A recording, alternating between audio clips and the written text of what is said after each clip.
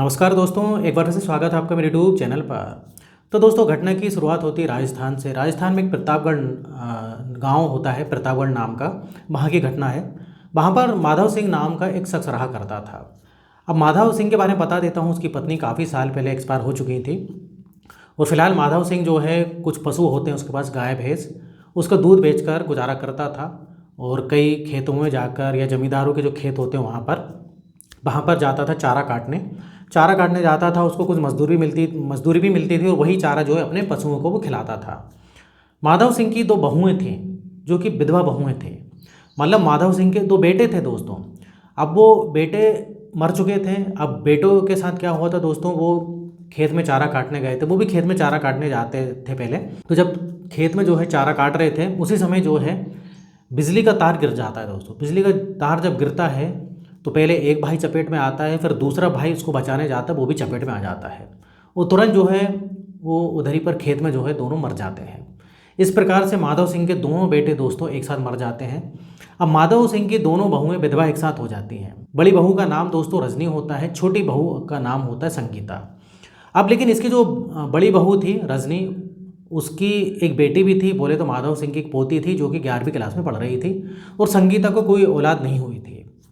अभी तीनों लोग जो है कि घर में रहा करते थे। लेकिन दोस्तों गरीबी काफ़ी होती है। माधव सिंह जो है बिगड़ गया था। जब उसके बेटे थे तब तक तो ठीक था। उसके बाद जो है काफ़ी शराब पीने लगा, और जो भी पैसे वगैरह आते उसकी शराब पीने लगा। कई बार माधव सिंह की दोनों बहुएं बोलती थी कि ससुर जी आप इतनी शराब मत पिया करो। रजनी भी बोलती थी, संगीता भी बोलती थी, लेकिन ये बात नहीं मानता था। सुबह जाता था चारा काटने, और शाम को जो है वो शराब के ठेके पर जाके जो है शराब पिया करता था। अब चारा काटने में मदद जो है इनकी बहू भी कर देती थी। कभी कभी रजनी साथ में चली जाती थी, कभी संगीता साथ में चली जाती थी। अब दोस्तों एक बार की बात है, जो रजनी की बेटी होती है, माधव सिंह की जो पोती होती है, वो बोलती है दादाजी मुझको जो है कुछ पैसे चाहिए, किताब कॉपी लाना है। तो माधव सिंह बोलता है कि ऐसा है, उसकी पोती को बोलता है। उसकी पोती का नाम दोस्तों पूजा होता है। बोलते कि पूजा ऐसा है कि मेरे पास तो फ़िलहाल पैसे नहीं है, जब होंगे तो मैं दे दूँगा। अब पूजा अपनी माँ से बताती है रजनी से कि माँ ऐसा दादाजी तो मना कर रहे हैं। अब रजनी बोलती मैं क्या करूँ। अब जो भी है पैसे तेरे दादाजी के पास रहते हैं, वो पूरे शराब में जो है पैसे उड़ा देते हैं। काफ़ी दोस्तों सब परेशान देते हैं।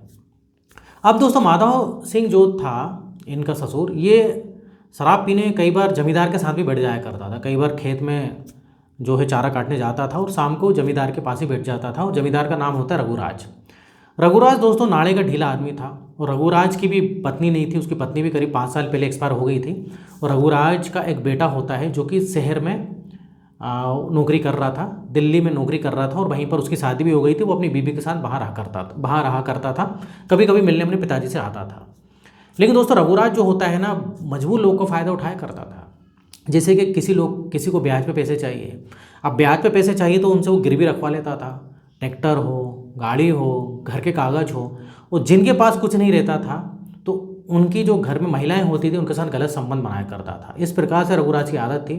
कई महिलाएं उससे पैसे मांगने आती थी, तो पैसे तो वो देता था, और बोलता था कि मैं तुम्हारा ब्याज नहीं लूँगा, लेकिन उसके बदले मुझको कुछ चाहिए। मतलब जैसा उसको ग्राहक मिल जाए, इस प्रकार से रघुराज की आदत थी। अब एक बार रघुराज के साथ माधव सिंह शराब पीता है, और इधर पर जो माधव सिंह होता बोलता है कि सरपंच साहब मुझको कुछ पैसा चाहिए, क्योंकि पैसे की काफ़ी ज़रूरत है। जो पोती है उसको भी किताब कॉपी लानी है, और कुछ स्कूल की कुछ फ़ीस भी देनी है, और भी घर में कुछ काम है, तो अभी पैसे की काफ़ी तंगी है।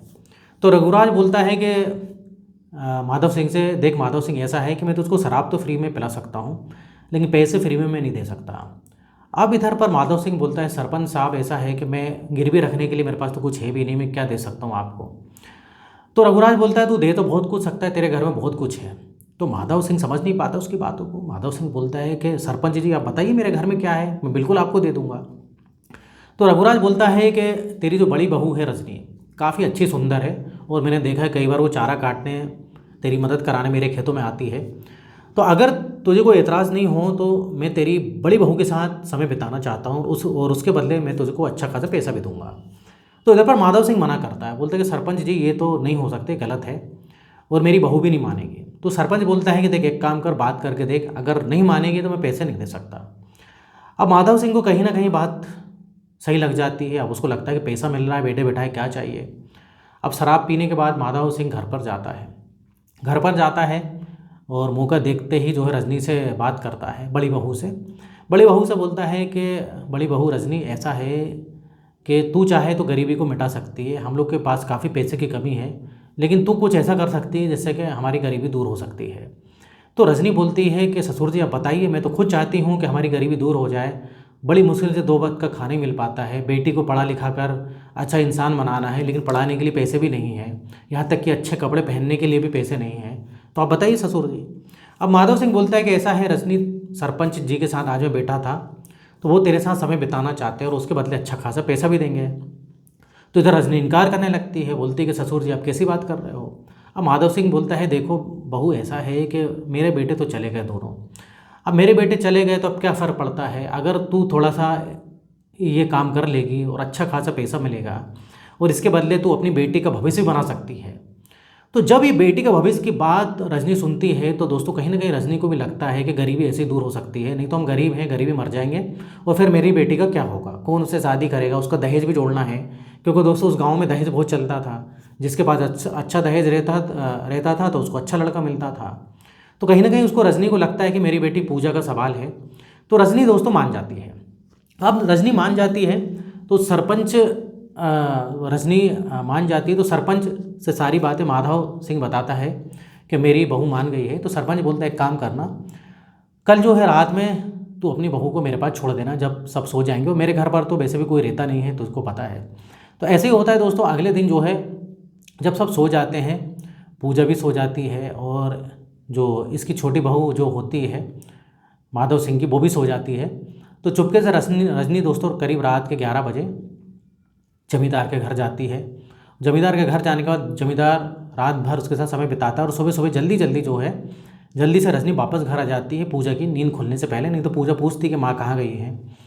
तो इस प्रकार से सिलसिला चलते रहता है दोस्तों। और कई बार रजनी और माधव सिंह दोनों जब चारा काटने जाते थे तो माधव सिंह तो चारा काटता था, लेकिन वहीं रजनी को वो खेत में एक कमरा होता है वहाँ पर सरपंच के पास भिजा दिया करता था। तो इस प्रकार से अब रजनी के पास लेकिन पैसे होने लगे। जब पैसे होते हैं तो अच्छे अच्छे वो कपड़े खरीदती है, सब कुछ होता है, और अपनी जो उसकी बेटी थी रजनी की बेटी को भी किताब कॉपी जो भी चाहिए सब दिलवाती थी। अब ऐसे चलता रहता है दोस्तों। फिर एक दिन फिर माधव सिंह जब सरपंच के साथ शराब पीने बैठता है तो रघुराज बोलता है कि देख यार माधव, रजनी के साथ मैंने काफ़ी समय बिता लिया और काफ़ी पैसे भी दिए, लेकिन अब जो है तुझको छोटी बहू जो है उसको भी तैयार करना पड़ेगा। उसको भी अगर तू तैयार कर ले तो सही रहेगा, क्योंकि अब रजनी में मुझको उतना इंटरेस्ट नहीं रह गया तेरी बड़ी बहू में। लेकिन ये है कि अगर तुझको पैसा चाहिए और कमाना है तो छोटी बहू को भी तू भेज सकता है मेरे साथ। अब माधव सिंह को फिर से दोस्तों लालच तो आएगी, तो एक बार जब लालच आता है तो फिर इंसान की दोस्तों आप तो आदत पता है, जब एक बार लालच आ गया तो लालच बढ़ते जाता है। अब माधव सिंह दोस्तों रजनी बड़ी बहू से बात करता है कि बहू ऐसा है कि वो जो मेरी जो छोटी बहू संगीता है, तेरी जो देवरानी है संगीता भी अगर इस काम में आ जाती है तो रघुराज से और पैसा मिल सकता है। तो रजनी बोलते हैं कि ऐसा है ससुर जी, मैं बात करूंगी संगीता से। तो इधर दोस्तों रजनी जो है संगीता से बात करती है। संगीता से बोलती है कि देख ऐसी सी बात है, अगर तुझको पैसा कमाना है, तो वैसे भी सिंगल है ना, तेरे कोई आगे पीछे है, तो अच्छा खासा पैसा भी कमा सकती है। अगर तुझको पैसा कमाना है तो सरपंच रघुराज के साथ समय बिताना पड़ेगा। और रजनी सारी बातें बताती है, मैं भी पैसे मतलब वहीं पर जाती हूँ, मैं भी इसी प्रकार से पैसा कमाती हूँ। तो इधर दोस्तों संगीता भी मान जाती है। संगीता भी बोलती है कि तो ठीक है, मैं भी पैसा कमाऊँगी अब। तो इधर संगीता भी एग्री हो जाती है, मतलब वो भी मान जाती है। अब दोस्तों ऐसे ही होता है, संगीता को भी ये माधव सिंह सरपंच के पास ले जाता है। सरपंच रघुराज इसकी छोटी बहू के साथ भी समय बिताता है। तो इस प्रकार से इनका अच्छा खासा काम चलता रहता है। अब लेकिन एक बार की बात है दोस्तों, ये संगीता को कुछ कपड़े लेने थे और पूजा को कुछ सामान भी लेना था, मतलब पूजा के भी कपड़े लेने थे। तो ये माधव सिंह ससुर जो होता है ये पैसे देता है संगीता को, बोलता है कि मेरी तरफ से आज पैसे ले जाओ और संगीता तू शहर से जाओ, पूजा को भी कपड़े दे ला और मतलब अपने लिए भी तू कपड़े ले, ये पैसे ले। तो इस प्रकार से संगीता और पूजा दोनों जो है शहर चले जाते हैं कपड़े वपड़े खरीदने के लिए। और इधर पर रजनी घर पर अकेली रहती है। जब रजनी घर पर अकेली रहती है तो ये सबसे पहले तो माधव सिंह इसका ससुर काफ़ी शराब पीता है और इधर रजनी से बोलता है कि बहू ऐसा है कि मेरा आज मन कर रहा है, देख तू जमींदार के साथ तो समय बिता ही चुकी है, लेकिन मैं भी तेरे साथ समय बिताना चाहता हूँ। तो इधर रजनी मना करती है, बोलती है कि ससुर जी आप मेरे पिता समान हो, ये सब आपको शोभा नहीं देता। अब इधर माधव सिंह बोलता है कि क्या शोभा नहीं देता, देख एक के साथ तो तूने समय बिता लिया है और मेरी भी कुछ ख्वाहिशें हैं, मैं भी जो है कई मतलब साल हो गए मैंने इस प्रकार से काम नहीं किया। तो इस प्रकार से दोस्तों अब रजनी भी मान जाती है, तो रजनी भी दोस्तों अपने ससुर के साथ भी इस प्रकार से काम करती है। तो अब इस प्रकार से चलते रहता है। लेकिन दोस्तों इधर जो है तारीख आ जाती है 30 मार्च 2026 की। अब इधर पर बहुत बड़ा एक कांड होने वाला था समझो। अब इधर होता क्या है दोस्तों, सरपंच के साथ ये फिर से शराब पीता है माधव सिंह शाम को। अब सरपंच से बोलता है माधव कि क्या बात है सरपंच जी, आजकल आप मेरी दोनों बहू के साथ समय नहीं बिता रहे, बहुत कम समय बिताते हो, मन भर गया है क्या? तो इधर रघुराज बोलता है कि हाँ मेरा मन भर गया है, अब मैं समय नहीं बिताना चाहता और अब बार बार मतलब एक ही मतलब दोनों के लिए मैं इतना पैसा खर्च नहीं करना चाहता। तो इस प्रकार से माधव से बात होती है। अब माधव बोलता है अरे सरपंच जी ऐसा मत करिए, नहीं तो हम फिर हमारी रोजी रोटी का क्या होगा, हमारा मतलब हमको पैसे कैसे मिलेंगे, क्योंकि इससे तो चारे से और जो पशु वगैरह हैं उनसे तो इतना पैसा मिलता नहीं है। अब दोस्तों इधर रघुराज एक बड़ी बात बोलने वाला था। रघुराज बोलता है देख मैं तो उसको अच्छा खासा पैसा दे सकता हूँ, लेकिन उसके लिए एक काम और तुझे आखिरी करना पड़ेगा। तो माधव बोलता है कि क्या काम करना पड़ेगा सरपंच जी बताइए, रजनी के साथ समय बिता लिया आपने, संगीता के साथ समय बिता लिया, अब मैं क्या कर सकता हूँ? तो रघुराज बोलता है कि देख तेरी एक पोती भी है पूजा, अगर उसके साथ तू मुझको समय बिताने देगा, जो कि दिखने में काफ़ी खूबसूरत है, मैंने देखा है उसको, अगर उसके साथ समय बिताने देगा तो मैं अच्छा खासा पैसा दे सकता हूँ। तो सरपंच इधर पर मना कर देता है। सरपंच बोलता है कि देखो सरपंच जी ऐसा नहीं हो सकता, पूजा के साथ मैं ऐसा नहीं होने दूंगा, और ना ही उसकी मम्मी मानेगी, ना ही उसकी चाची या उसकी जो छोटी बहू संगीता मानेगी। तो सरपंच बोलता है तू सोच ले, मैं एक मुश्त जो है तुझको 50,000 रुपये दूंगा, और इसके बाद जब जब मैं समय बिताऊंगा वो पैसे अलग दूंगा, लेकिन अभी पहली बार ही मैं तुझको 50,000 रुपये दूंगा, और ये रहे 50,000 रुपये। अगर तुझे मेरी बात अगर तूने मेरी बात मान ली और मैंने समय बिता लिए तो ये पैसे तेरे हो जाएंगे। अब दोस्तों एक साथ 50,000 रुपये देख के इधर माधव सिंह का दिमाग घूम जाता है। माधव सिंह बोलता है कि मुझको थोड़ा सा समय दीजिए सरपंच साहब। सरपंच भी बोलता है ठीक है समय ले लो। सरपंच के यहाँ वो सरावरा पीकर घर पर जाता है, रजनी से बात करता है। रजनी से बोलते हैं ऐसी बात है, और सरपंच जो है अपनी पूजा के साथ जो है समय बिताना चाहता है। तो इधर रजनी मना कर देती है, बोलती है कि नहीं मैं ये सब काम अपनी बेटी के साथ नहीं होने दूंगी। तो इधर माधव सिंह बोलता है कि देखो रजनी 50,000 रुपये मिलेंगे हमको, 50,000 रुपये, और अब मर्जी है हमारी, एक बार करें या उसके बाद ना करें, लेकिन अभी स्टार्टिंग में 50,000 रुपये देने के लिए मतलब शुरुआत में 50,000 रुपये देने के लिए रघुराज जो है तैयार है जमींदार। अब कहीं ना कहीं रजनी को भी लालच आ जाता है। अब वो माधव सिंह बोलता है कि देखो 50,000 रुपये मिल जाएंगे तो आगे के लिए काम आएंगे, इसके दहेज के लिए काम आएंगे, और भी हम पैसा इकट्ठा कर लेंगे इसके दहेज के लिए। तो रजनी उसकी जो पूजा की माँ होती है बोलती है कि ठीक है ससुर जी मैं बात करके देखूँगी। तो पूजा से ये सब बात करती है, वो पूजा भी रहती है, इधर संगीता भी रहती है, दोनों बात कर तो इधर दोस्तों रजनी भी रहती है और साथ में उसकी देवरानी संगीता भी रहती है, दोनों पूजा से बात करते हैं। जब पूजा से बात करते हैं तो पूजा इधर पर गुस्सा हो जाती है, बोलती है कि माँ आप ये कैसी बात कर रही हो, मेरा सौदा करना चाहती हो? मुझको पता है घर में क्या चल रहा है, मुझको ये भी पता है कि आप दोनों क्या करते हो क्या नहीं करते हो, लेकिन मुझे इससे कोई मतलब नहीं है। मुझे पता है कि घर में पैसा कहाँ से आ रहा है, और मेरे जो स्कूल के किताबें वगैरह, बैग वगैरह, ड्रेस जो भी है सब कुछ पैसा कहाँ से आ रहा है, लेकिन मैंने आज तक कुछ नहीं बोला, लेकिन आप जो है मेरे से धंधा कराना चाहती हो। इधर पर गुस्सा होकर चली जाती है अपने कमरे में। तो माधव सिंह जो ससुर है इसका काफ़ी शराब पी रहा था, और ये फिर जाता है उसके कमरे में पूजा। तो माधव सिंह बोलता है देख पूजा ऐसा है, अगर ये तू काम नहीं करेगी तो हम तेरे से ज़बरदस्ती करवाएंगे। तो पूजा भी बोलती है कि आप कैसे ज़बरदस्ती करवाओगे, मैं भी देखती हूँ। तो इधर माधव सिंह समझाता है, बोलते देख पूजा 50,000 रुपये बहुत होते हैं, हमने 50,000 रुपये आज तक ज़िंदगी में इतने सारे पैसे नहीं देखे हैं। तो एक काम कर, एक बार कर ले काम, एक बार काम कर ले, उसके बाद तू भली मत काम करना। 50,000 जो हमको मिलेंगे ये काफ़ी लंबे समय तक चलेंगे। तो इधर पर पूजा लेकिन मना कर देती है, बोलती है कि दादाजी आप ये कैसी बात कर रहे हो, इधर मैं ये काम नहीं करने वाली हूँ। तो इधर दोस्तों इसका दादा जो होता है उसको मार देता है, पूजा को मार देता है एक तमाचा, और बोलता है कि कल तुझको सरपंच के पास में ले जाऊँगा कल शाम को, और तुझको समय बिताना पड़ेगा। अब तू माने ना माने, मानेगी तो अपनी मर्जी से जाएगी, और नहीं मानेगी तो मैं तुझको घसीट कर ले जाऊँगा। इस प्रकार से जो है माधव सिंह अपनी पोती को जो है बोल देता है। अब दोस्तों पोती काफ़ी रोती है, करीब रात के 11 बज जाते हैं। और इधर पोती सोचती है कि कल तो लगता है कि इसका दादा ले ही जाएगा, क्योंकि उसका दादा माधव सिंह जो है बहुत ही अड़ियल किस्म का जो है इंसान था।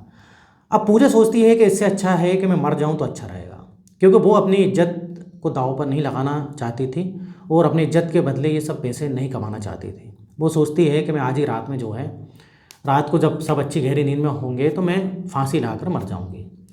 अब लेकिन पूजा सोचती है कि मैं फांसी लाकर क्यों मरूं, मेरी गलती थोड़ी ना, इधर मेरी माँ की गलती है, मेरी चाची गलती है और ये सबसे बड़ा उसका दादा की गलती है, तो मैं क्यों मरूं।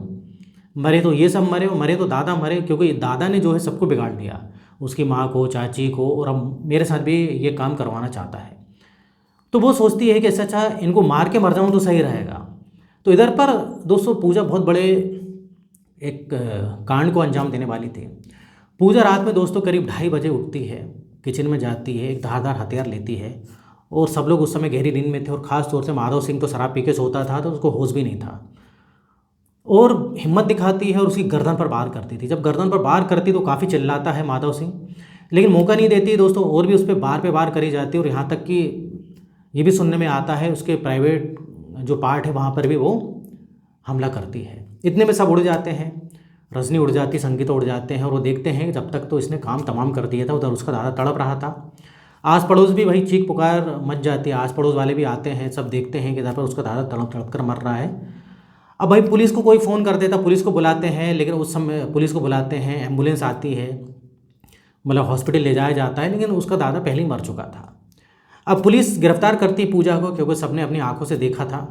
पुलिस सारी बातें पूछती तो पुलिस को पूजा बताती कि ऐसी सी बात थी, उसका दादा उसका कल जो है सौदा करने वाला था, और मुझको जो है अपनी इज्जत प्यारी थी, और भाई मेरी माँ और मेरी चाची भी मेरे साथ जो है इस प्रकार से करवाना चाहती थी।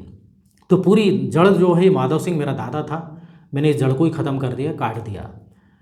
पुलिस भी हैरान हो गई दोस्तों, पुलिस भी क्या बोलती है अब लेकिन जो भी है अब गलत काम, मतलब जो भी है, अब मार तो दिया था पूजा ने, ये तो गलती अब हो ही गई थी, तो इधर पर उसको सज़ा तो हो नहीं है, लेकिन पूजा बोलती है कि मुझे कोई अफसोस नहीं है, मैं जेल में रह सकती हूँ, लेकिन इस प्रकार से जो है मैं अपनी इज्जत के साथ किसी का मतलब किसी को खिलवाड़ नहीं करने देना चाहती थी। अब लेकिन पुलिस कार्रवाई करती है दोस्तों, पूजा की माँ के खिलाफ भी, उसकी चाची संगीता भी, और यहाँ पर उसको भी गिरफ्तार करती रघुराज को, क्योंकि रघुराज पैसे दे के, ऐसे लालच दे के मजबूर लोगों के साथ ऐसा किया करता था, तो उसको भी गिरफ्तार करती है। रजनी संगीता के खिलाफ भी कार्रवाई करती है, क्योंकि वो भी उसको मदद कर रहे थे। हालांकि रजनी संगीता को पुलिस बाद में छोड़ देती है, लेकिन रघुराज को जो है अंदर कर देती है, क्योंकि रघुराज जो है दोस्तों गलत किया, ऐसे पैसे दे के किसी को भी इस प्रकार से मजबूरी का फ़ायदा उठाना गलत है। और कुछ लोग और कंप्लेन करते हैं बाद में रघुराज जमींदार के खिलाफ, कि जमींदार ऐसे कई मजबूर लोगों के साथ मतलब काम किया करता था। तो ये थी दोस्तों घटना। अब भविष्य में देखो दोस्तों क्या होता है पूजा के साथ। हालांकि पूजा ने मर्डर तो कर दिया है, अब क्या होता है, कितनी क्या सज़ा मिलेगी। लेकिन पूजा को इधर दोस्तों बाल सुधार गृह में डाला गया है, क्योंकि अभी वो 18 साल की नहीं थी, 17.5 साल की थी।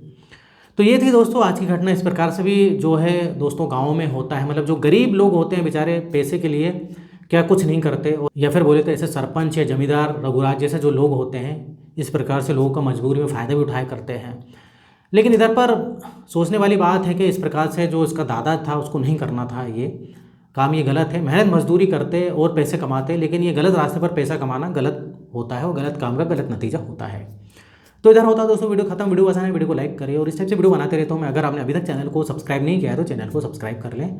तो फिर मिलेंगे नेक्स्ट वीडियो में, और यहाँ तक वीडियो देखने के लिए, बने रहने के लिए आपका बहुत बहुत धन्यवाद।